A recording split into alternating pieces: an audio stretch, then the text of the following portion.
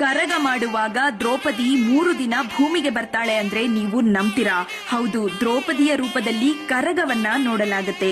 ಇದರ ಕತೆಗೆ ಬಂದ್ರೆ, ದ್ರೌಪದಿ ಸ್ವರ್ಗಕ್ಕೆ ಹೋಗ್ಬೇಕಾದ್ರೆ ತಿಮಿರಾಸುರ ಎಂಬ ರಾಕ್ಷಸನ ಸಂಹಾರ ಮಾಡಲು ಆದಿಶಕ್ತಿಯ ರೂಪವನ್ನ ತಾಳಿ ಹಣೆ, ಕಿವಿ, ಬಾಯಿ, ಹೆಗಲಿನಿಂದ ವೀರಕುಮಾರರನ್ನ ಸೃಷ್ಟಿ ಮಾಡಿ ರಾಕ್ಷಸನ ಸಂಹಾರ ಮಾಡ್ತಾರೆ.